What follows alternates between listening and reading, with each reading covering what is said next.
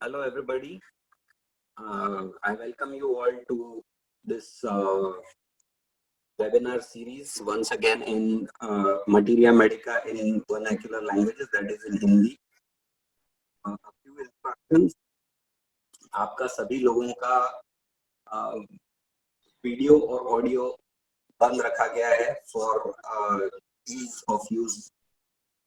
सबके लिए आसानी हो जाए यूज करने के लिए, इसलिए इसको बंद रख दिया गया है। और आपका चैट शुरू रहेगा। जो कुछ भी सवाल आएंगे, जो कुछ भी सजेशन आएंगे, उसके ऊपर हमारा ध्यान होगा। एंड में मैं डॉक्टर श्रीकांत को सवाल और सजेशंस बताऊंगा और हम वहां से उसको आगे ले सकते हैं।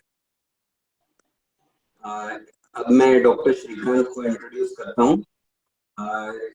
डॉक्टर श्रीकांत तलारी प्राणा द होम्योपैथी योगा सेंटर के एक महत्वपूर्ण अंग है।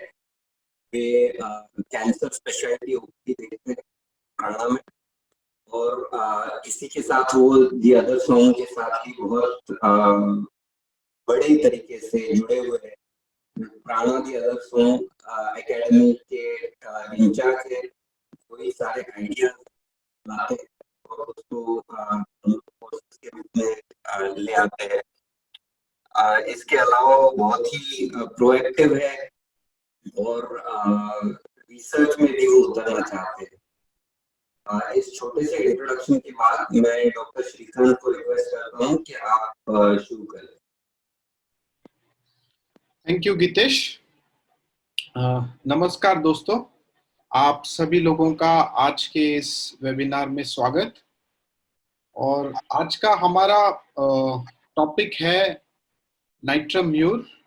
अब ये दवा तो हम सभी को पता है और सभी को इसके सिम्टम्स भी पता है, लेकिन आज मैं आपको ये दवा तो सिखाना चाहता हूँ, लेकिन उसके साथ कुछ और इम्पोर्टेंट चीज सिखाना चाहता हूँ। वो ये है कि हमने एक दवा किस तरह पढ़ना चाहिए, किस तरह हमने एक दवा समझना चाहिए जिससे हमको दवा याद रह जाए। हमारा सबसे बड़ा तकलीफ मटीरिया मेडिका पढ़ते वक्त ये होता है कि इतने सारे सिम्टम है एक एक दवा में कि हम याद कैसे रखेंगे, मतलब बहुत ज्यादा सिम्टम है। और दूसरा चीज, सबसे महत्वपूर्ण चीज ये है कि हमको बोला जाता है कि आपने दवा का जनरलिटी को जानना है, उसके मूल को जानना है, उसके सेंटर को जानना है। लेकिन वो सेंटर को जानना कैसे है, उसको पहचानना कैसे है। जब हम कहते हैं ये कीनोट है, ये किसने डिसाइड किया कि ये कीनोट है, ये कैसे हो गया कि इसको हम कीनोट बोलने लग गए, बाकी के सिम्टम को हम क्यों कीनोट नहीं बोलते हैं। ये सब जो सवाल है, इसका मैं आज आपको उत्तर देना चाहता हूँ इस दवा के माध्यम से।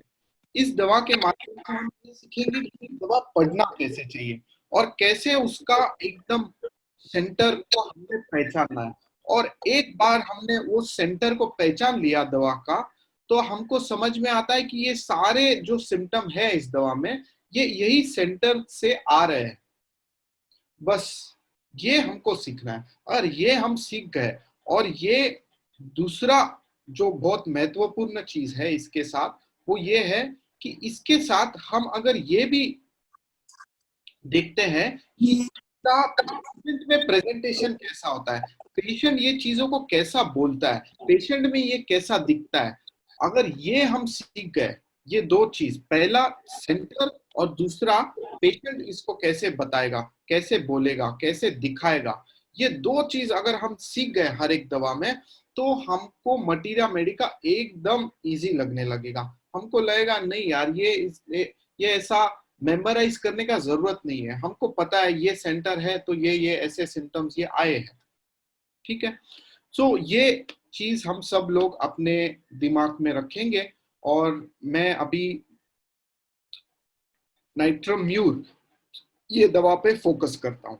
तो नाइट्रम्यूर को हम कॉमन सॉल्ट कहते हैं, मतलब जो हम हमेशा नमक यूज करते हैं हमारे घर में, वो उसी को नाइट्रम्यूर कहते हैं। और नाइट्रम्यूर का केमिकल फॉर्मूला ये एक कंपाउंड है तो इसका केमिकल फॉर्मूला है NaCl। ओके, सो इसमें दो एलिमेंट्स होते हैं। पहला होता है Na, दैट इज सोडियम, जिसको हम सोडियम कहते हैं, और वो दिखता ऐसा है। और दूसरा होता है क्लोरीन। अब क्लोरीन गैस है, वो उसका सॉलिड फॉर्म नहीं होता, वो गैस होता है। तो सबसे पहले हमने ये करना चाहिए कि हर एक दवा का, स्पेशली अगर वो एक कंपाउंड है, तो पहले हमको उसके अलग अलग एलिमेंट्स को आइडेंटिफाई करना है और हर एक एलिमेंट का रोल क्या है वो जानना है। मतलब वो एलिमेंट का हमारे बॉडी के ऊपर क्या असर है, उसका टॉक्सिकोलॉजी क्या है, उसका ओरिजिन क्या है, उसका हिस्ट्री क्या है, उसका इन जनरल केमिकल यूज क्या होता है, उसके प्रॉपर्टी क्या होते हैं, ये सब हमको सबसे पहले जानना चाहिए। तो सपोज हम लेते हैं सबसे पहला एलिमेंट आज का, वो है सोडियम। सो सोडियम अगर हम जाने तो सोडियम हमारे शरीर के हर एक सेल में मौजूद होता है, और हर एक सेल में कोई भी अगर फ्लूइड एक्सचेंज या न्यूट्रिशन एक्सचेंज होना है तो सोडियम का जरूरत होता है। अगर पानी को अंदर या पानी को बाहर जाना है तो सोडियम पंप का होना बहुत जरूरी है। उसी के उसके साथ अगर कोई न्यूट्रिशन एक्सचेंज भी होना है, अगर हम जो खाना खाते हैं वो अगर सेल तक पहुंचना है तो उसके लिए भी सोडियम पंप का ठीक से काम करना बहुत जरूरी होता है। तो अगर सोडियम इफेक्ट हो गया तो दो चीजें होंगी। एक, हमारा फ्लूइड बैलेंस बिगड़ जाएगा। हमारे शरीर में जो पानी की मात्रा है वो या तो कम हो जाएगी या तो बढ़ जाएगी। अगर वो बढ़ जाएगी तो हमें सूजन आएगी, हमें स्वेलिंग आएंगे, हमको एडिमा आएगा। और अगर वो कम हो जाता है तो हम सूखे पड़ जाएंगे, उधर पानी नहीं है, एकदम सूख गया है, डिहाइड्रेट हो गया है, वो पेशेंट बहुत पानी मांगने लगता है। तो ये सबसे पहला इंपॉर्टेंट चीज है कि नाइट्रम के सारे दवा में जो भी नाइट्रम सल्फ हो, नाइट्रम कार्ब हो, नाइट्रम म्यूर हो, ये सभी में आपको ये दिखेगा कि पानी की मात्रा में इम्बैलेंस होना। सो उसके वजह से फ्लूइड का क्वांटिटी कम ज्यादा होना। तो नाइट्रम म्यूर में हम जनरली ऐसा देखते हैं कि कहीं पे बॉडी में एक जगह पे बहुत सूजन है और दूसरी जगह पे बहुत ज्यादा सूखापन है। सो जैसे हमको पेशेंट बोलेगा कि डॉक्टर मेरे बाल है ना बहुत सूखे, एकदम सूख जाते, बहुत बाल मेरे झड़ते, बिल्कुल टिकते नहीं है, आप कुछ दो ना, मेरा बाल बहुत झड़ते हैं। लेकिन उसके साथ है ना डॉक्टर, आप मुझे मेरे पिंपल के लिए भी दवा दो, मेरा चेहरा है ना एकदम ऑयली है, हमेशा कितने भी बार धो धो उसको, हमेशा उधर ऐसा लगता है कुछ ना कुछ है, ऐसा पानी है, चिकटपन है, ऐसे होता है, और उसी वजह से मेरे को पिंपल्स होते हैं। सो ये आप देख रहे हो, बालों में सूखापन है और यहाँ पे बहुत ज्यादा फ्लूइड है, मैं कितना भी सूख जाता ही नहीं है। बालों में डैंड्रफ है और सूखापन है और हेयर फॉल है, बट चेहरे पे पिंपल्स है। हाँ, या ऐसे ऐसे बहुत सारे आपको कॉम्बिनेशन मिलेंगे, एक जगह पे सूखापन और एक जगह पे स्वेलिंग और एडिमा। ये हमको सबसे पहला चीज याद रखना है सारे नाइट्रम के सॉल्ट में, कि पानी का एक्सचेंज बिगड़ जाता है। दूसरा हमने देखा कि न्यूट्रिशन का एक्सचेंज बिगड़ जाता है। तो खाना पीना हम भले ही अच्छी तरीके से खाए, अगर वहां पे फ्लूइड एक्सचेंज या न्यूट्रिशन एक्सचेंज नहीं हो रहा है तो हमारा पौष्टिक आहार अपने सेल को पौष्टिकता पहुंचाता नहीं है, तो अपना पेशेंट कुपोषित होने लगता है। तो नाइट्रम म्यूर ये बहुत महत्वपूर्ण दवा है इमेसिएशन के लिए। और फिर एक बार हमने ये समझ लिया कि ये जनरल दिखेगा हमको कि पानी का इम्बैलेंस और न्यूट्रिशन का इम्बैलेंस, फिर हमको देखना है कैरेक्टरिस्टिक क्या है। जैसे मैंने आपको पानी का बताया, dry hair with oily face, वैसे ही इमेसिएशन का कैरेक्टरिस्टिक ये है कि emaciation specially on the neck. Natrum mur को नाइट्रम म्यूर पेशेंट एकदम पतला होता है, उसका वजन बढ़ता नहीं है, बट सबसे ज्यादा उसका जो कुपोषित पन्ना है वो सबसे ज्यादा गले के एरिया में दिखता है। उसका गला बहुत प्रोमिनेंटली दिखेगा, ऐसा लंबा नेक और एकदम पतला नेक। ये बहुत इंपॉर्टेंट है। और डेवलपमेंट में अगर आपको खाना पीना नहीं मिल रहा है, ठीक से पोषण नहीं मिलता है, और अगर आप बच्चे हो तो बच्चे का जो ग्रोथ है वो एकदम स्लो हो जाता है, वो बढ़ता नहीं है, वो loses flash even while eating. तो वो डेवलपमेंट में भी कैरेक्टरिस्टिक ये है नाइट्रम म्यूर का कि वो डेवलपमेंट भी स्पेशली गले में ही सबसे ज्यादा दिख के आता है। वो ये है कि child has slow learning to talk. वो बात नहीं करता जल्दी से, वो चलने लगता है जल्दी, उठने लगता है जल्दी, बैठ जाता है जल्दी, बाकी सब ठीक है डॉक्टर, लेकिन ये बोलना है ना, इसने 1.5 साल लगा दिया, इसने 2 साल लगाया बात करने के लिए, बात करना बहुत लेट हो गया। तो आप ये समझ रहे हो, उसका इमेसिएशन या उसका डेवलपमेंट ये स्पेशली नेक एरिया में सबसे ज्यादा फोकस हो जाता है। बाकी पूरे बॉडी में तो आपको दिखेगा ही कि नाइट्रम म्यूर पतला हो गया, उसका स्किन सूखा पड़ गया, उसको पानी कम दिख रहा है, उसके हाथ पैर सूख गए, उसके पैरों में क्रैक्स आ गए, उसके बाल झड़ रहे हैं, उसके बाल सूख गए। ये सारे कुपोषण के लक्षण दिखेंगे, बट मेन रहेगा गले में। सबसे ज्यादा आपको जब पेशेंट आपको दिखेगा ना, आपका सबसे पहला ध्यान उसके गले पे जाएगा, अरे इसका गला बहुत ही पतला है। और सब चीज ऐसा स्ट्रेट होता है, उसका नाइट्रम म्यूर का नाक भी एकदम पतला वाला नाक और पॉइंटेड नाक होता है। सो ये हमने नाइट्रम में से सीखा। तो अभी हम अगला एलिमेंट देखते हैं नाइट्रम म्यूर में, वो है क्लोरीन। क्लोरीन जैसे मैंने आपको बताया वो एक गैस है, और ये एक केमिकल वेपन करके उसको हम इस्तेमाल किया जाता था वर्ल्ड वॉर 2 के वक्त, जहां पे लोगों लोगों को मार डालने के लिए क्लोरीन गैस को छोड़ दिया जाता था। और उससे क्या होता था, लोग जब सांस लेते थे और ये गैस उनके लंग्स में जाता था, तो एकदम उनका लंग पूरा पानी से भर जाता, एकदम जैसे कि मैं पानी में डूब रहा हूं, ऐसा एहसास होता है पेशेंट को कि जैसे कि मैं पानी में डूब रहा हूं, मेरा छाती पूरा पानी से भर गया, अब मैं सांस ले ही नहीं सकता, और फिर वो पेशेंट मर जाता। सो ये होता है क्लोरीन। तो आप देखते हो सोडियम हो या क्लोरीन हो, कॉमन फैक्टर इसमें यह है कि पानी ज्यादा भर जाता है। और इस पानी के साथ दूसरा हमने एस्पेक्ट सीखा कि पेशेंट एकदम कुपोषित होने लगता है। Dehydration, emaciation along with fluid imbalance.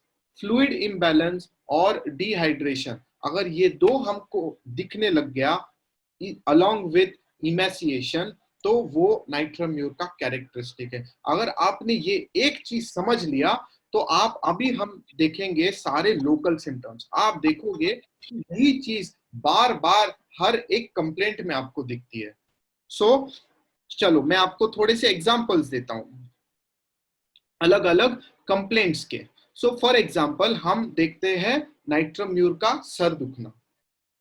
तो नाइट्रम म्यूर पेशेंट का सर कब दुखता है, जब वो धूप में जाता है, जब उसको पानी नहीं मिलता है। धूप के वजह से पेशेंट सबसे पहले बोलता है कि धूप के वजह से मेरा बहुत सर दुखता है, और जाता है, ऐसा लगता है पानी पीना पड़ेगा, और मैं बिल्कुल अपना अपने आप को रोक नहीं सकता, मुझको सबसे पहला पानी चाहिए, मेरा गला सूखने लगता है और मेरा सर दुखने लगता है, मेरे को लगता है कि बस अभी मेरे को या तो पानी दो। और दूसरा सबसे इंपॉर्टेंट चीज कि नाइट्रम म्यूर को जब सर दुखता है, उसको सबसे अच्छा यूरिनेशन करने से या पसीना आने से हो उसका सर दुखना कम होता है।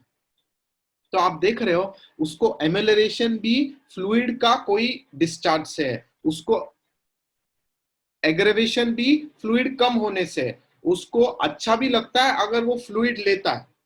सब जगह क्या कॉमन है? फ्लूइड। मेरा फ्लूइड कम मत करो, मेरा फ्लूइड ज्यादा भी मत करो। समझे आप? नेक्स्ट दवा अस्थमा। अस्थमा में नाइट्रम या सारे नाइट्रम सॉल्ट्स को एग्रेवेशन या शुरू होता है आफ्टर डैम्प वेदर। अगर मैं डैम्प वेदर में रहूं, जहां पे पानी बहुत हो गया, बारिश बहुत हो गया, और फिर अभी मेरे को है ना बारिश के वजह से मेरे को पसीना नहीं आ रहा है, कुछ नहीं आ रहा है, तो मेरे को सर्दी डेवलप होती है। सर्दी में सबसे इंपॉर्टेंट सिम्टम होता है सब, जैसे मैंने आपको बोला, सब सेंटर होएगा गले में। सबसे पहला पेशेंट बोलेगा, डॉक्टर वो जो मैं वो दमट हवा में सो गया था, या मेरे ब्लैंकेट जो था ना वो हमने बहुत दिन इसमें रखा था कबर्ड में, और उसमें से थोड़ा वो पुराना हो जाता तो कैसा उसको पानी का स्मेल आता है, जैसे कि थोड़ा सा उसमें पानी जम गया एकदम। उस दिन दूसरा कोई ब्लैंकेट नहीं था तो मैंने वही ले लिया, तो वो पानी जैसा वो दमट स्मेल वो मेरे को लग गया, और अगले दिन सुबह मेरे को सर्दी हो गई, मेरा गला सूखने लग गया, मेरे को गला दुखने लग गया, फिर मुझे बहुत सांस लेने में तकलीफ होने लग गई, मेरे को बहुत पानी पीने का मन करता है, मेरे को हाथ पैर सूख गए ऐसा लगता है, मेरा पेट साफ नहीं होता क्योंकि मेरा मेरा स्टूल मेरे को सूखा लगने लगता है। हम्म ये ये ये होता है नाइट्रम्यूर में।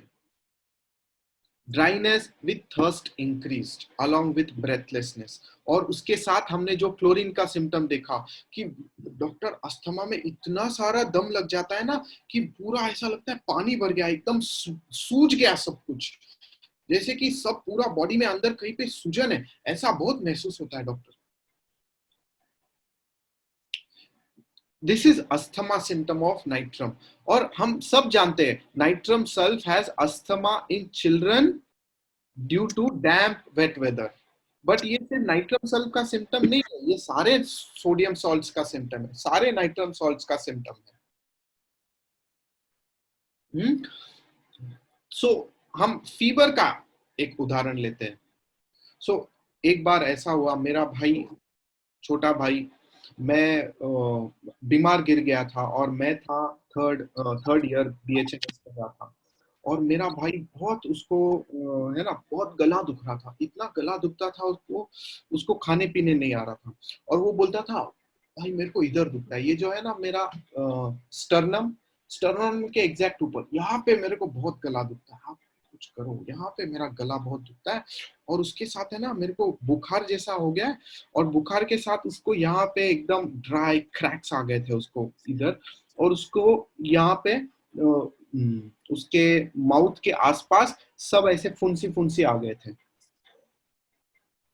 ठीक है, तो तब मैंने उसको दिया था natrum mur, because fever with dryness of lips, with cracks in lips, with desire for water, पानी पीने का बहुत मन करना, cracks on lips and blisters around mouth, this is very characteristic, ये सिम्टम ऑफ नाइट्रम्यूर, ये बहुत कैरेक्टरिस्टिक है कि उसको ब्लिस्टर्स मुंह के आसपास आते हैं और क्रैक्स होते हैं, स्पेशली लोअर लिप में अगर आपको क्रैक दिखता है तो वो नाइट्रम्यूर का बुखार है। और नाइट्रम्यूर हम सब जानते हैं मलेरिया के लिए बहुत इंपॉर्टेंट दवा है। मलेरिया क्यों होता है? मलेरिया अगेन इट हैपेंस क्योंकि हम डैम्प वेदर में रहते हैं। डैम्प रेनी सीजन में मलेरिया का इंसिडेंस बढ़ जाता है क्योंकि मच्छर आते हैं, मच्छर काटने लगते हैं, इंटरमिटेंट फीवर। तो डैम्प वेदर से एग्रेवेशन और उसकी वजह से पेशेंट को मलेरिया होना, इंटरमिटेंट फीवर होना, बहुत ज्यादा ठंडी लगना, बहुत ज्यादा पसीना आना। हाँ, तो मलेरिया में क्या होता है, पहले पेशेंट को बहुत ज्यादा ठंडी लगती है, इतना ज्यादा ठंडी कि आप 3-4 ब्लैंकेट भी लो कुछ नहीं होता। ये एपिसोड होता है आधे घंटे के लिए, आधे घंटे में ये चिल कम होने लगता है और पेशेंट को बुखार आता है, और बहुत बुखार आता है, 101 102। और फिर वो बुखार एकदम कम होता है जब पेशेंट को बहुत ज्यादा पसीना आता है, बहुत ज्यादा पसीना, बहुत पसीना आ गया तो मेरा बुखार कम हो जाता है। उसके बाद मेरे को मेरे को क्रोसिन वोसिन की भी जरूरत नहीं। अगर मैंने क्रोसिन लिया, कुछ भी लिया, कोई भी चीज ऐसा मैं करूं जिससे मेरे को बहुत पसीना आता है, मेरा फीवर कम हो जाता है डॉक्टर। या मैंने पेशाब कर लिया, मेरा फीवर कम हो जाता है डॉक्टर। या फीवर के साथ बहुत ज्यादा सूखापन गले में और पानी पीने का मन किया, नाइट्रम म्यूर। अलॉन्ग विद, आपको सिर्फ 2 सिम्टम याद रखना है, ये सब के साथ blisters around mouth and cracks on lips. बस आपको आ गया नाइट्रम म्यूर। अगला दवा स्किन, स्किन और हेयर का मैंने आपको ऑलरेडी बता दिया। हेयर में सूखापन, स्किन में ऑयलीपन। हाँ, और डाइजेशन। अभी एक इंपॉर्टेंट एस्पेक्ट हमने देखा कि नाइट्रम म्यूर मतलब नाइट्रम और chlorine, chlorine is very important component of hydrochloric acid. हमारे पेट में जो भी हम खाना खाते हैं, अगर उसको पचना है तो उसमें वो डाइजेशन में, पेट में डाइजेशन में सबसे पहला चीज जो काम करता है वो है हाइड्रोक्लोरिक एसिड। अगर ये हाइड्रोक्लोरिक एसिड ठीक से काम नहीं कर रहा तो हमारा पचन शक्ति एकदम कम हो जाता है, खाना उधर ही रहता है, खाना बिल्कुल सरकता नहीं है। तो इसमें इम्पोर्टेंट क्या है, हाइड्रोक्लोरिक एसिड कम हो गया तो पेशेंट बोलेगा कि मेरे को ना डॉक्टर एसिडिटी होती है, मेरा खाना पचता नहीं है। तो आप पूछते हो क्या होता है, आप जब एसिडिटी होता है बोले तो क्या होता है आपको, आपको जलन होती है, आपको डकार आता है, आपको खट्टे डकार आते हैं, ऐसा कुछ होता है? वो बोलते हैं नहीं नहीं ऐसा कुछ नहीं होता डॉक्टर, मुझे है ना गले में सूखापन लगता है, मुझे है ना ये डकार तो आती है बट उसको खट्टापन नहीं होता, एकदम जैसे कि टेस्ट ही नहीं है कुछ, ब्लैंड हो जाता है सब कुछ, क्योंकि हाइड्रोक्लोरिक एसिड नहीं है। हाइड्रोक्लोरिक एसिड के वजह से हमको खट्टापन आता है। ये जो खट्टी डकारे, खट्टापन जो महसूस होता है वो हाइड्रोक्लोरिक एसिड की वजह से। लेकिन अगर एसिड ही नहीं है तो खट्टापन कैसा? अगर एसिड ही नहीं है तो जलेगा। तो पेशेंट को एसिडिटी में पेशेंट को होता है ड्राइनेस, डिहाइड्रेशन और ब्लैंडनेस। सब कुछ ब्लैंड लगता है, टेस्टी नहीं है डॉक्टर, या एकदम कड़वा टेस्ट है। मेरे को एसिडिटी में कड़वापन महसूस होता है टंग पे। अजीब है, एसिडिटी का पेशेंट आपको ऐसा नहीं बोलता, वो हमेशा बोलता है खट्टापन, खट्टी डकारे, खाना ऊपर आ रहा है। ये सब पेशेंट बोलते हैं आपको एसिडिटी के, ये कैरेक्टरिस्टिक नहीं है। कैरेक्टरिस्टिक ये है कि मुझको एसिडिटी है लेकिन मेरा एसिडिटी ऐसा कि मेरे को टेस्ट ही नहीं महसूस होता है, ब्लैंड लगता है या एकदम कड़वापन आ जाता है मुंह में। अगर हमको कड़वापन दिख रहा है तो वो natrum mur. Bitter taste in mouth बहुत इंपॉर्टेंट सिम्टम है नाइट्रम म्यूर का। Bitter taste in mouth, tongue mat, है ना, हम सबको मालूम है मैट टंग मतलब क्या, ऐसे गोल गोल, आपने रिंगवर्म देखा होगा, रिंगवर्म में कैसे गोल गोल गोल गोल चट्टे आते, तो टंग में ऐसे गोल गोल चट्टे। और सबसे इंपॉर्टेंट एक चीज तो सब जगह दिखेगा, दैट इज ड्राइनेस, डिहाइड्रेशन। सूख गया है, डिहाइड्रेट हो गया है, टंग एकदम सूखा लगता है, या बहुत ज्यादा सलाइवेशन है, बहुत ज्यादा पानी लगता है, बहुत ज्यादा सलाइवेशन है, along with mat tongue, that is natrum. उसका स्टूल कैसा होगा अभी आपको समझ गया, एकदम हार्ड, सूखा, पास करने को डिफिकल्ट हो रहा है।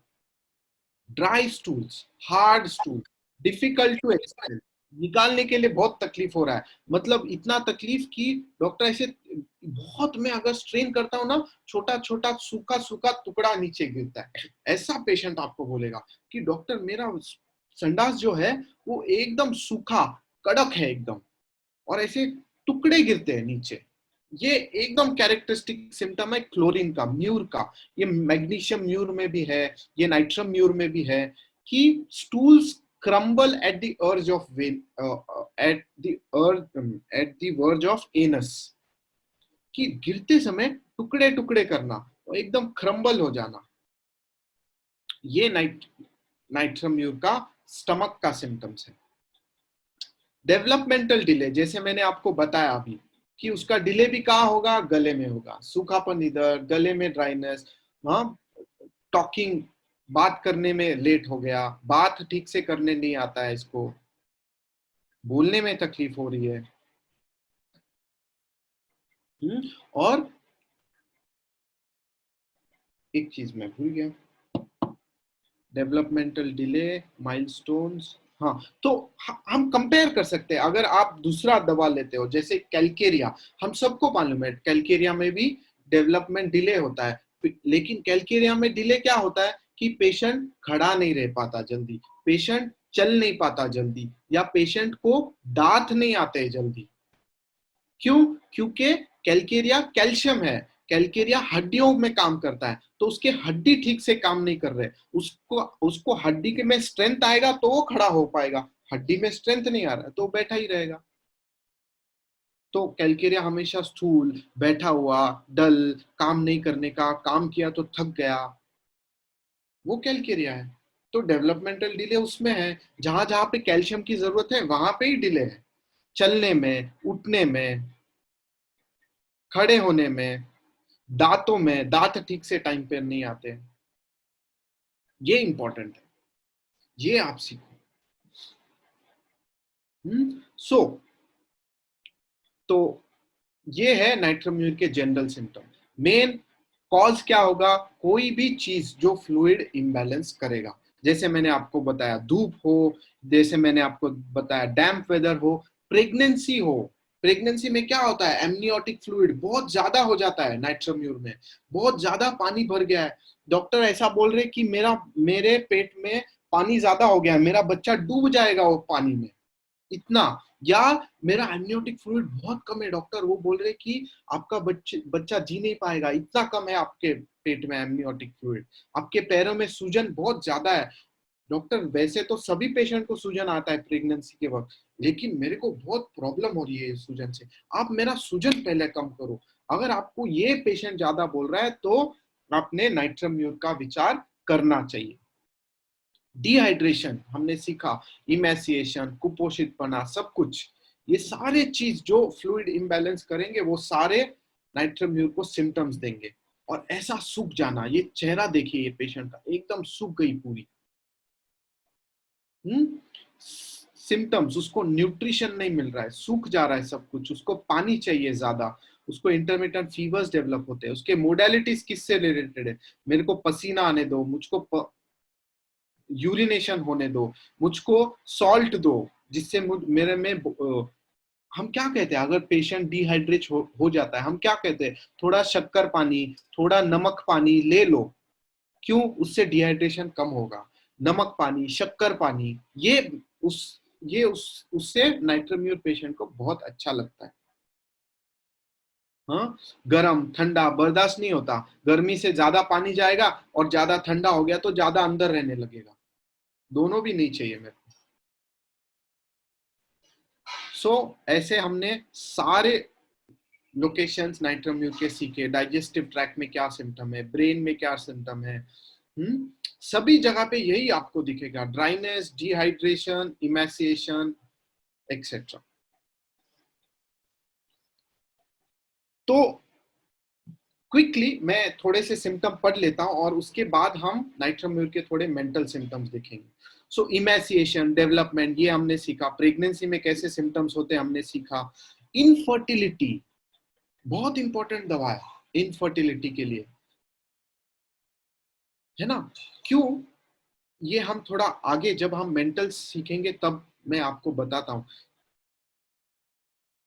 कि ये इनफर्टिलिटी कहां से आता है मेनली। लेकिन पेशेंट आपको ये बोलना चाहेगा, जब आपको इनफर्टिलिटी का पेशेंट अगर ये बोलता है ना, डॉक्टर माँ बनने का सुख नहीं है जीवन में, माँ बनना है, माँ नहीं बनी तो क्या बनी। इसके लिए मेरे को माँ इसके लिए नहीं बनना क्योंकि मेरी सासू बोलते हैं, क्योंकि मेरा हस्बैंड बोलता है, क्योंकि मेरे दोस्त बोलते हैं, इसके लिए मेरे को माँ बनना है। और वो माँ का फीलिंग लेना है, एक बच्चे का देखभाल करने का जो सुख है वो मुझे अनुभव करना है, वो मुझको नहीं अनुभव करने आ रहा है और उससे बहुत पेशेंट रोता है। आप मेरे को बस प्रेगनेंसी के लिए आप मुझे मदद करो। पेशेंट जब रोने लगता है और आपको दिखता है कि ये पेशेंट बहुत ज्यादा दुखी है अपने आप में ही, उसको उसकी सासू माँ नहीं बोलती है, उसको उसके पेरेंट्स या उसके हस्बैंड या वो कोई नहीं बोलता, इसी को दुख होता है सबसे ज्यादा। वो सब लोग बोलते हैं ठीक है, बट ये बोलते हैं नहीं मेरे को चाहिए।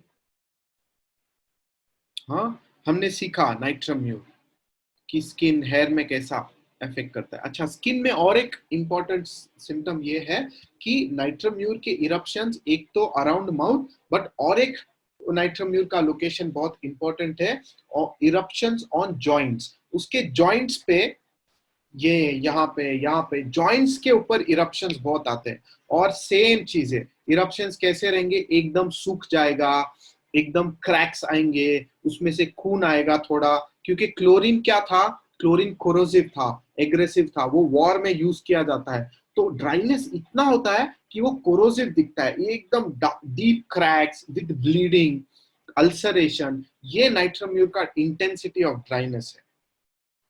जॉइंट्स के ऊपर बहुत ज्यादा सूखापन आना और क्रैक्स आना, that is natrum mur. Eruptions on joints, ringworm, oedema, dryness हमने सीखा। इमेसिएशन, एनीमिया, एनीमिया क्यों, न्यूट्रिशन, न्यूट्रिशन ही नहीं मिलता है, खाता हूं बट सेल में पहुंचता किधर है, सेल में पंप ही मेरा काम नहीं कर रहा बराबर। सो ईट्स वेल लूजेस फ्लैश, खाता नहीं हूं तो कैकेक्टिक हो गया हूं, कमजोर हो गया हूं, एनीमिक हो गया हूं, हाँ, all that. Emaciation, unquenchable thirst, longing for salt or bitter things, aversion to bread, because bread is difficult to digest. कोई भी heavy चीज नाइट्रम्यूर को डिफिकल्ट जाएगा डाइजेस्ट करने में, फैटी, ऑयली, सारे चीज, क्योंकि हाइड्रोक्लोरिक एसिड नहीं है, एसिड पचाएगा ही नहीं तो आप पचाओगे क्या। ऐसे एकदम हल्की चीज जिसको ज्यादा एसिड का जरूरत नहीं है, वही मैं पचा पाता हूँ doctor. Fever blisters like pearls around the mouth. Nitromute cures intermittent fever, constipation, increases secretion of urine. ये देखिए, ये मैंने आपको बोला ना कि एक जगह ड्राइनेस और एक जगह एक्सेसिव फ्लूइड, एक जगह तो सूख रहा है लेकिन दूसरे जगह और यूरिन बाहर छोड़ रहा है। ये इम्बैलेंस बहुत हो जाता है नाइट्रोम्यूर में। Awkward, hasty, drops things in nervousness, mapped tongue, ringworm like eruptions. Slow in learning to walk लिखा है, but mainly it is difficult speech. Urine involuntary, हाँ, एक यूरिन का सिम्टम हम सबको पता है कि नाइट्रम्यूर बहुत कॉन्शियस रहता है कि कौन देख रहा है मुझे, कौन कौन है यहाँ पर ये रूम में, अगर सब देख रहे हैं तो मैं यूरिन पास नहीं कर सकता हूँ। Cannot urinate in presence of others. ये इंपॉर्टेंट है मेंटल एस्पेक्ट इसका, कि क्यों नाइट्रम्यूर को कोई देख रहा है तो यूरिन नहीं होता, ये हम सीखेंगे आगे जब मैं मेंटल सिम्टम सिखाऊंगा। Hair falls out on touch, हाँ, हैंग नेल्स, ये भी हैंग नेल्स मतलब यहाँ पे ऐसे स्किन ऊपर आ जाना, again it is because of dryness. Warts on arms, cracks in the middle of the lips, dryness, morning aggravation, back pain. अच्छा, बैक पेन का एक बहुत इंपॉर्टेंट सिम्टम नाइट्रम्यूर का, कि back pain better by hard pressure, very hard pressure which ameliorates back pain is very important symptom of naitramute. Morning aggravation on waking, all this. So ये सब मैं थोड़ा सा स्किप करता हूँ, थोड़ा आपको फोटोज दिखाता हूँ। ये देखिए, ये ऐसा इमेसिएशन है, एकदम हाथ पैर सूख गए उसके। ये देखिए उसके होठ कैसे ड्राई दिखते हैं आपको, cracks on lower lips, blisters around mouth, ऐसे blisters, cracks on corners of mouth भी नाइट्रम्यूर दवा है, ठीक है। सो अभी और, अरे पीछे आ गए हम। तो अभी हम थोड़ा सा नाइट्रम्यूर का मेंटल सिम्टम्स सीखते हैं। तो जैसे मैंने आपको बताया ना कि नाइट्रम्यूर में फिजिकल्स में क्या होता है, फ्लूइड जम जाता है एक जगह या फ्लूइड बहुत ज्यादा निकल जाता है। सो सेम थिंग नाइट्रम्यूर के दिमाग में भी होता है कि कोई भी अगर आप उसको दुख देते हो तो वो अंदर जम जाता है, वो निकलता ही नहीं बाहर, बस रिटेन करके रखता है अपने अंदर, अंदर ही रखता है, अंदर ही रखता है, कभी बाहर नहीं आने देता, निकलता ही नहीं बाहर, एकदम जमा करके रखने का अपने अंदर, retention. Like we saw in physical level, mental level पे भी नाइट्रम्यूर के लिए मैं ये वर्ड याद रखता हूँ, रिटेंशन। रिटेंशन मतलब अंदर रख देना सब, और कौन सा चीज? दुख। दुख को अंदर रखना और वही दुख के ऊपर बार बार सोचना, सालों साल सोचना, महीने महीने, वीक्स वीक्स, सालों साल, 10 साल, 15 साल, फिर भी मैं भूल नहीं पाया। अंदर ही है, कभी भूला ही नहीं। और ये इतना छोटा चीज, हम मेरे को तो याद भी नहीं ऐसा कुछ हुआ था, तुमको इतना याद है और तुम रो रहे हो उसके ऊपर। ऐसा लगता है हम जब नाइट्रोम्यूर का किस्सा सुनते हैं तो। सो उसके लिए हम सबको मालूम है, नाइट्रोम्यूर हैज ब्रूडिंग, सल्किंग, वो अकेले में बैठता है, वही दुख के बारे में बार बार विचार करता है और रोता है और किसी को नहीं बताने के लिए बुक लिखता है, डायरी मेंटेन करता है, बट किसी को बताता नहीं है। आपको याद है हमने डेवलपमेंट में सीखा कि बात करना, बताना उसको डिफिकल्ट जाता है। डिफिकल्टी यही उसके मेंटल्स में भी होता है। दुख हो गया तो बात नहीं कर सकता, बता नहीं सकता मैं किसी को क्यों बताऊं? अंदर ही। तो मैं एक ही जगह से उसको बाहर निकाल सकता हूं, वो है डायरी लिखना। अगर मैं डायरी लिखता हूं ना तो मेरे को अच्छा लगता है। सो कैथारसिस इतना जम गया है, बाहर कैसे निकालेगा? कोई चीज अगर, कोई ऐसी जगह मिल गई जहां पे मैं बता सकूं ये, तो मुझे बहुत अच्छा लगता है। बस मेरे जीवन में मेरे को ऐसा एक चीज चाहिए या एक जगह चाहिए जहां पे मैं मेरा दुख जाके बता सकूं, एक्सप्रेस कर सकूं, उसको बाहर निकाल सकूं, क्योंकि वो अंदर ही जमा है। उसके लिए मेरे को एक साथी चाहिए, बस एक साथी। जीवन में एक साथी दे तो आप मेरे को, और कुछ नहीं चाहिए मुझको मेरे जीवन में। आप मुझे बस उतना दे दो। आप वो दोगे ना तो मेरा कोई प्रॉब्लम नहीं, मेरे सब दुख दूर हो गए। बट प्रॉब्लम क्या है पता है डॉक्टर? कि मैं जिस पे भरोसा करता हूँ ना, जिस पे भरोसा करती हूँ, जो लगता है ये मेरा दोस्त है, इसको मैं बताऊं, वही आदमी जाके मेरे दुख का मजाक बना देता है। हाँ, मैंने मेरे दोस्त को बताया कि मुझे मुझे है ना, वो लड़का बहुत अच्छा लगता है। हाँ, हम बहुत अच्छे रिलेशन में थे। मैंने उसको बहुत कॉन्फिडेंस में बताया कि वो किसी को नहीं बताएगी, लेकिन उसने जाके दूसरे को बता दिया। अब सब मेरे को टॉन्ट मारते हैं, सब बोलते हैं। मेरे को बहुत तकलीफ होता है उसका, कि मेरा चीज सबको समझ में आए। मुझको बस एक आदमी को समझाना है, एक आदमी को बोलना है, और वो एक आदमी समझ नहीं रहा है, वो उसका मजाक बना रहा है। तो मैं आज से किसी को नहीं बताऊंगी, मैं मेरा डायरी लिखूंगी, बस डायरी लिखूंगी और उसके अंदर ही रखूंगी, और वो डायरी एकदम छुपा दूंगी कहीं अंदर, ताकि किसी को बताए नहीं। क्यों किसी को बताए तो वो क्या समझेगा? समझते ही नहीं लोग, मजाक कर देते।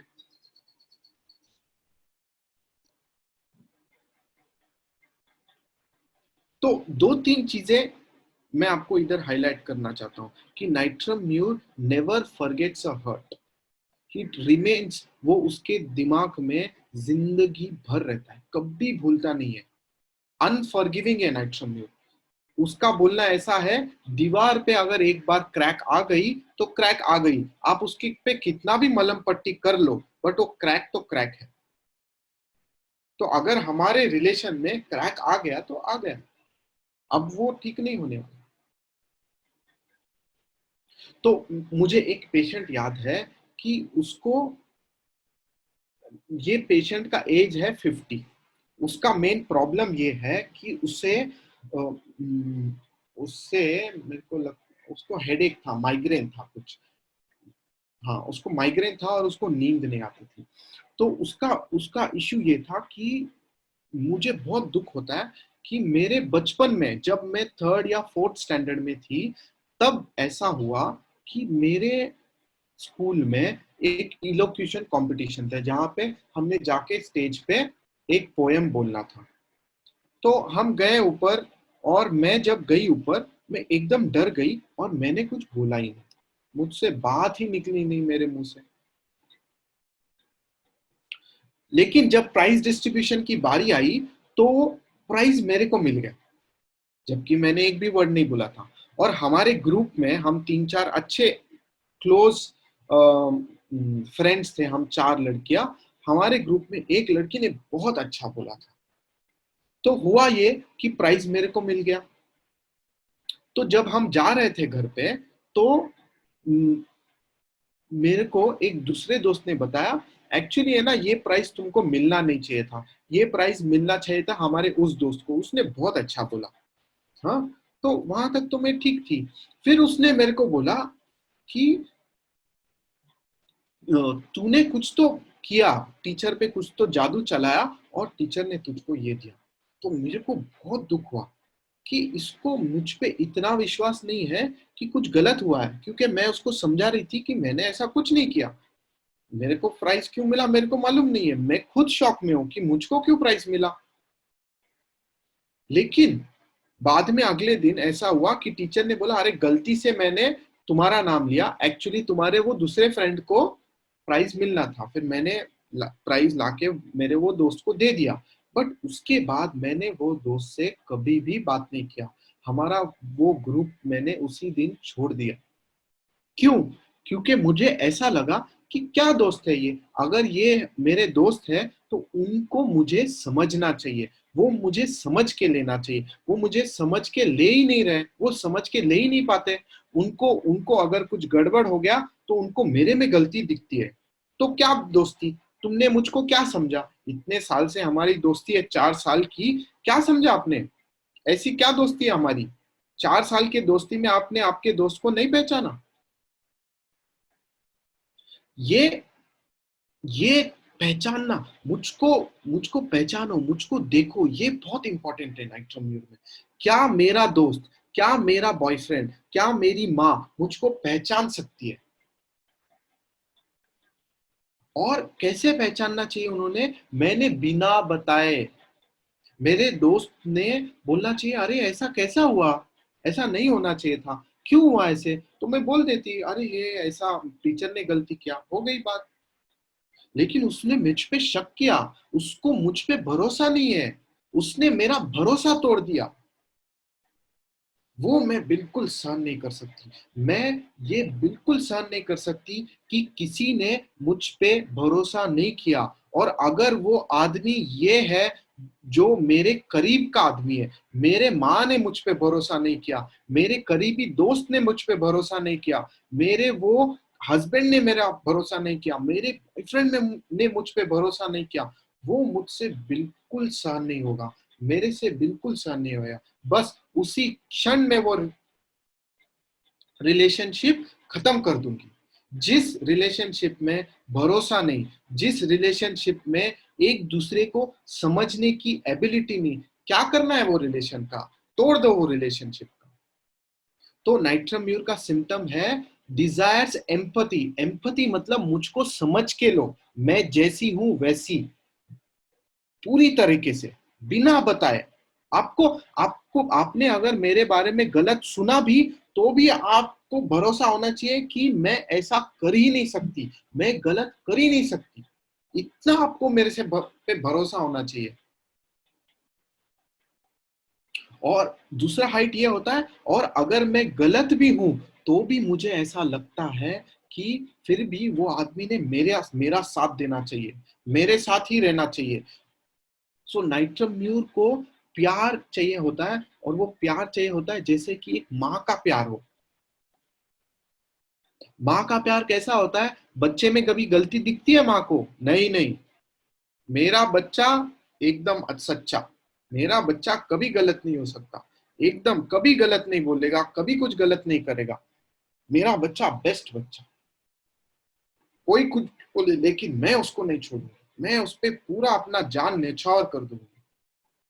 तो नाइट्रम म्यूर को ऐसा लगता है ऐसा माँ वाला प्यार उसको उसके बॉयफ्रेंड ने भी देना चाहिए, उसको उसको उसके फ्रेंड ने भी देना चाहिए।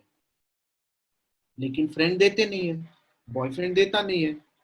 तो एक मैं एग्जांपल बोलता हूँ, एक पेशेंट का एग्जांपल ये है कि हमारी हमारी इस पेशेंट एक रिलेशनशिप में थी एक लड़के के साथ, क्योंकि आजकल लड़का बोलना भी इम्पोर्टेंट हो गया है। हाँ, सो एक लड़के के साथ रिलेशन में थी। तो उसमें ऐसा हुआ कि उनमें थोड़ी सी अनबन चल रही थी, झगड़ा हुआ। तो उसने कहा, लास्ट में हमने बात किया अपने एक दूसरे के साथ, फिर हमने कहा ओके चलो आज से पैचअप, अपना एकदम वापस नॉर्मल, झगड़ा बंद। लेकिन हुआ ये, अगले दिन है ना डॉक्टर, वो मेरे बॉयफ्रेंड ने फोन किया और मेरे को पूछता है, अरे चलो आज अपन नहीं मिलते, आज हमारे सारे फ्रेंड्स का गेट टुगेदर है, तो मैं जाता हूँ मेरे दोस्तों के साथ, मैं जाऊँ ना, चलेगा ना, तुमको कोई प्रॉब्लम नहीं ना? तो ठीक है चलो मैं जा रहा हूँ। और डॉक्टर उसको उतना समझा नहीं उस दिन, कि उस दिन मैं अकेली थी। उस दिन है ना मेरे साथ और कोई नहीं था, मेरे घर में भी मेरे पेरेंट्स नहीं थे, तो मैं तो सोच रही थी उसको मिलूंगी, बट वो बोलता है दोस्तों को मिलता हूँ ना, हम बहुत दिनों के बाद मिल रहे हैं। तो मैंने अगले दिन सुबह उसको मैसेज भेज दिया कि बस this is end of relationship. मैंने बोला क्या हुआ, मतलब ठीक है ना, उसको तो दोस्तों को ही मिलना था, आपने इतना क्यों सीरियस ले लिया? फिर वो पेशेंट बोलती है कि डॉक्टर उसको अगर इतना नहीं समझ में आता है, जब मैंने उसको बोला कि अरे मैं अकेली हूँ, तेरे को फिर भी जाना है, फिर वो बोला हाँ जाना है, तो तू जा, बस मैं इससे ज्यादा नहीं समझाती। लोगों को समझ में आना चाहिए, उसको समझ जाना चाहिए कि मैं क्या चाहती हूँ। ये ये जो है ना, इसको कहते हैं डिपेंडेंसी, कि कंप्लीटली आपको ऐसा लगता है कि सामने वाले ने मुझको पूरी तरह समझ जान लेना चाहिए, मेरे को क्या फील हो रहा है, क्या एहसास हो रहा है, इसने ये सवाल पूछने से भी। मैं नहीं बताने वाली, मैं उसको एक्सप्लेन नहीं करूंगी कि मेरे को गलत लग रहा है, मैं तो अकेली हूं ना, आ जाओ ना, ऐसे मैं नहीं बोलने वाली। उसको समझ जाना चाहिए, एक बार मैंने बोला कि मैं अकेली हूं, फिर भी जाना है, ठीक है तुम जाओ। तो आप समझ रहे हो, टोटल एंड कंप्लीट अंडरस्टैंडिंग, कि ऐसा कि हम दोनों, मेरे को जो फील हो रहा है वो तुमको फील हो रहा है, तुमको जो फील हो रहा है मेरे को फील हो रहा है, मेरे को दुख हो रहा है, ये तुमको समझ में आ जाना चाहिए बिना बताए। ये जो मैंने आपको मदर का ये बोला ना, ये ऐसा है कि बच्चा रो रहा है, किस लिए रो रहा है? भूख लगा इसके लिए रो रहा है, दर्द हो रहा है इसके लिए रो रहा है। ये किसको समझ में आता है? सिर्फ माँ को समझ में आता है, और किसी को समझ में नहीं आता। माँ को समझता है, अरे ये भूख का रोना है, अरे ये दर्द हो रहा है उसको, अरे ये उसको गर्मी हो रहा है इसकी वजह से रो रहा है। बच्चा बता पाता है? 4 साल का, 5 साल का नहीं बता पाता। तो ऐसा एक्सपेक्टेशन होता है नाइट्रम्यूर का दूसरे रिलेशनशिप में। आप मैं बिना बताए समझ लो कि क्या चाहिए मेरे को। नहीं समझ सकते तो आप मेरे को क्या समझे, उससे अच्छा तो हम रिलेशन नहीं रखें। उसको उससे होता है डिसअपॉइंटमेंट। दैट इज व्हाई नाइट्रम्यूर का मेन सिम्टम है एलिमेंट्स फ्रॉम डिसअपॉइंटेड लव, कि मुझे आप समझ नहीं सकते ना, तो उसके लिए मेरे को ऐसा लगता है क्या रखा है इसमें, छोड़ दो यार, एक बार का बस बंद कर दो ये सब। उसको बहुत, उसको लेट डाउन फील होता है। लेट डाउन का मुझे हिंदी अर्थ नहीं पता। लेट डाउन मतलब ऐसा, डिसअपॉइंटेड, मेरे को नहीं मालूम हिंदी में। हाँ, तो डिसअपॉइंटेड फील करना कि आप मेरे मेरे मेरे उम्मीदों पे खरे नहीं उतरे, ये उसको फील होता है कि आप मेरे उम्मीद पे खड़े नहीं उतरे।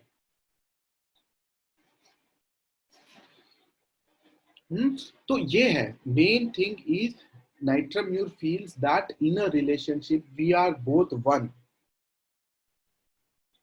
Okay, if I cry, mother knows why I cry. If I cry, husband knows why I cry. If I like this, husband also has to like this. तो दूसरा एक्सप्रेशन इस एकदम ऐसा समझ का दूसरा एक्सप्रेशन ये है कि, है ना डॉक्टर, मैं हम लोग होटल में जाते हैं ना, तो मैं बोलती हूँ क्या खाना है, तो हस्बैंड बोलता है मेरे को तो पाव भाजी खाना है, तुमको क्या खाना है?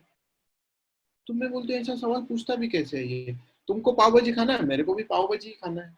ऐसे हम दोनों अलग है क्या? हम दोनों प्रेमिका है ना, हम अलग कैसे हो सकते हैं? हम एक दूसरे के लिए है, तुम्हारा जो है वो मेरा है, मेरा जो है तुम्हारा है। तुमको ये, मैं कपड़ा कौन सा खरीदूं, ऑरेंज अच्छा है, आपको अच्छा नहीं लगता, मेरे को भी अच्छा नहीं लगता।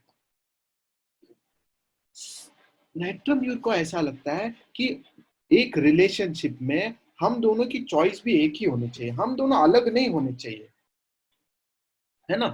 तुम तुम्हारा खा लो, मैं मेरा खाता हूं, नहीं ऐसा नहीं।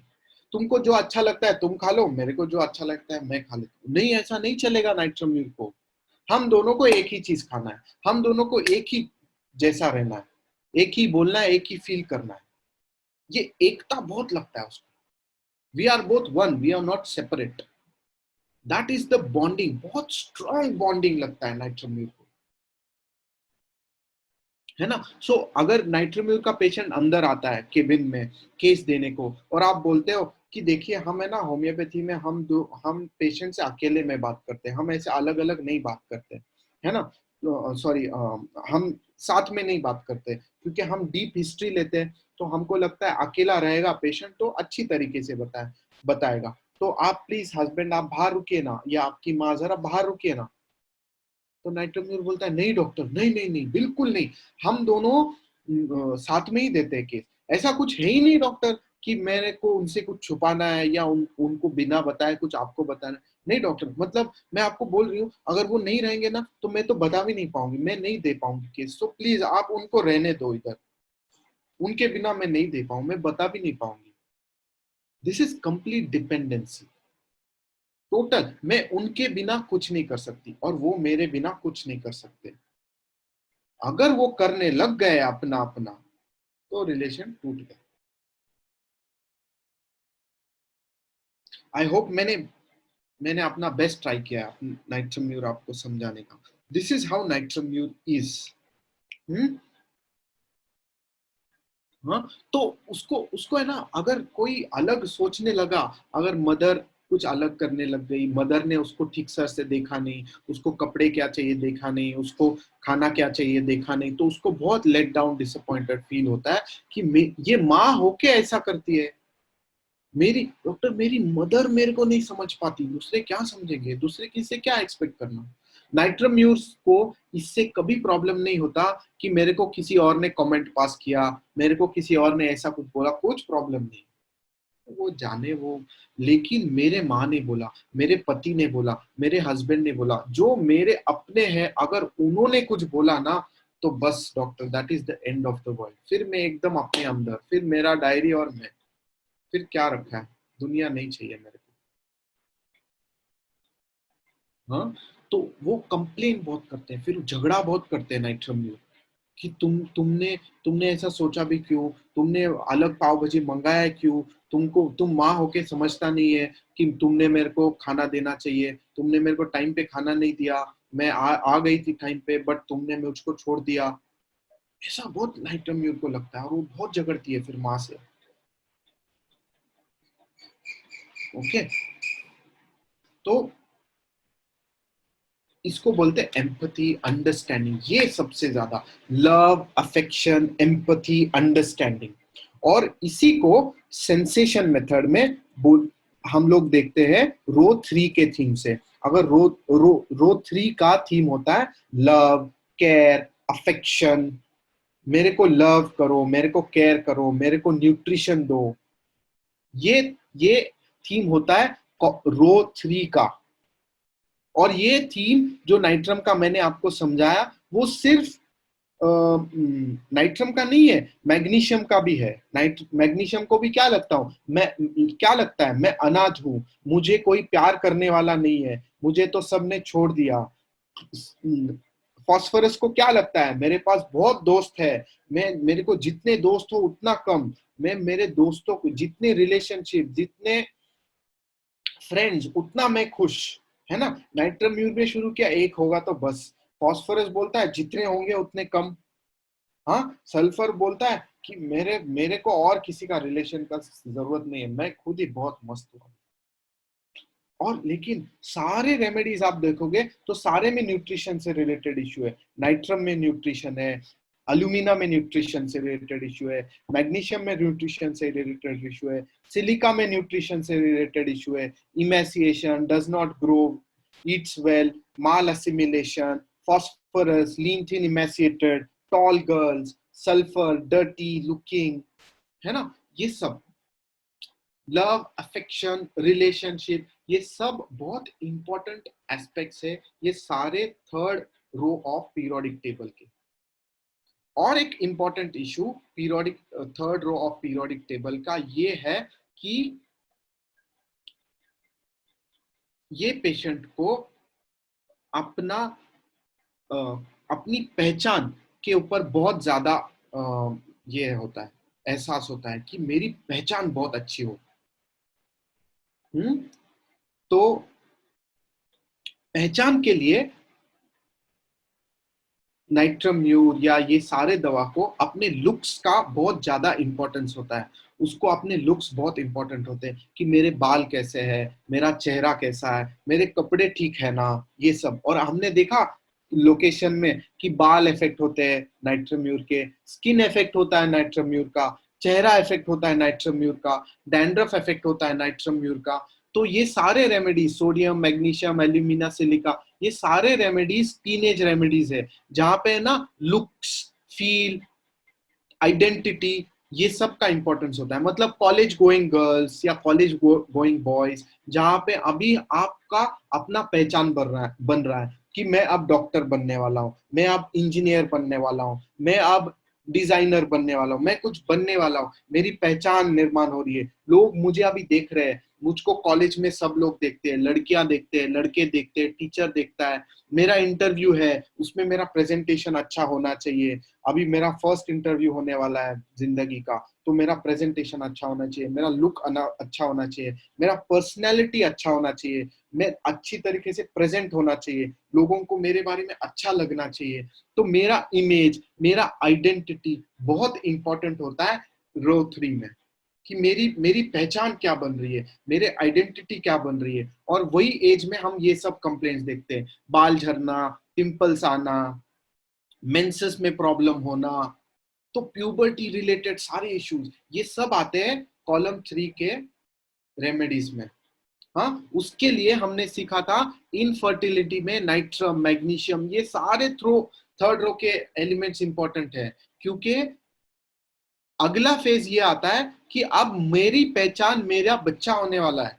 अब तो मैं, मेरा मेरा शादी हो गया, मेरा सब कुछ हो गया, अब मेरी पहचान, मेरे बाद मेरी पहचान कौन रखेगा, कौन बनाएगा मेरा नाम, कौन, मेरा बेटा मेरा नाम करेगा।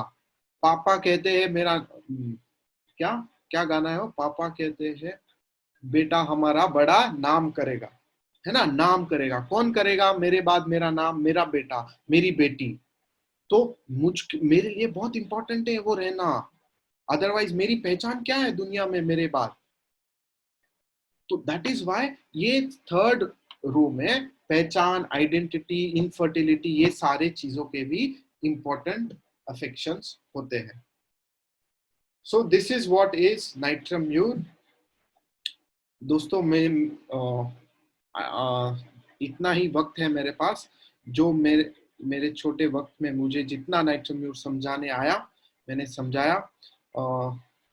आई hope you all understood natrum mur. I did the best of my capacity. Thank you. So, Dr. Gitesh, please take over. या एक्सीलेंट सेशन डॉक्टर श्रीकांत। एक दो तीन सवाल है आपके लिए। एक सवाल है कि आपने बताया कि नाइट्रम्यूर को एम्पैथी डिजायर होता है, बट सभी लोगों को पता है कि वहां पर कॉन्सोलेशन एग्रीमेंट होता है। इसको थोड़ा क्लियर करना चाहिए। हाँ हाँ। सो एम्पैथी मतलब क्या, मुझको समझ लो आप, मेरे को, मेरे जो फीलिंग है, मेरा जो इमोशन है, मेरी जो पहचान है, वो आप समझ लो, है ना। बट मुझे ऐसा मत बताओ कि ठीक है ना यार, होता है ना, ठीक है, तेरे दोस्त ने ऐसा बोल दिया, चलता है, कर ले पैचअप। नहीं, मेरे को ऐसा कंसोलेशन नहीं चाहिए, मेरे को आपका एडवाइस नहीं चाहिए, आप है ना जरा दूर रहो।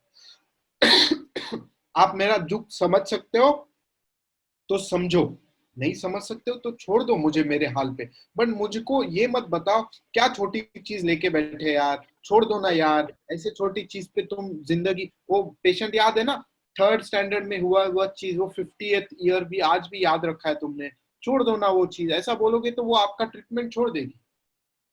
तुमको समझ में नहीं आ रहा है मेरा दुख क्या है, ऐसे चीजें भूले जाते हैं क्या जिंदगी में। तुम मेरे को समझा रहे हो, मतलब तुमको मेरा दुख समझा नहीं है। दैट इज नाइट्रम एम्पैथी, मतलब मेरे दुख को आप समझो, बट मेरे दुख का मजाक मत बनाओ, मेरे दुख का आप उसका छोटा मत बनाओ कि नहीं होता है यार, ऐसा छोड़ दो ना यार, ऐसा बिल्कुल नहीं चलेगा। मेरे को किसी ने सिंपैथी दिया हुआ, अरे रे रे तेरा दुख ना समझता है, बट ठीक है चलो छोड़ दो क्या होता है, हाँ ये है, छोड़ नहीं सकते हैं, आप उसको ओके लिंक मत बनाओ। ओके। एक और सवाल काफी लोगों ने पूछा है कि इनफर्टिलिटी में सिम्टम्स मेल और फीमेल के हिसाब से क्या होते हैं? देखो जो मैंने आपको जनरल सिम्टम्स सिखाए ना वही दिखेंगे आपको, कि मेरा चेहरा ठीक नहीं है, हाँ डॉक्टर मेरी पहचान क्या होगी अगर मेरा बच्चा नहीं हुआ तो, मेरे को डिहाइड्रेशन है, मेरे को वीकनेस है, शायद उसके लिए मेरा स्त्राव, मेरा स्पर्म काउंट बराबर नहीं है, मेरे को डिहाइड्रेशन होता है, मेरा मेंसेस ठीक से टाइम पे नहीं आता है, मेरे को उसके वजह से सूजन आती है पूरे शरीर में, मेरे को हमेशा सूखापन लगता है, पानी पीने का मन करता है, मेरे बाल बहुत झड़ते हैं, सेम वही सिम्टम आने वाले हैं।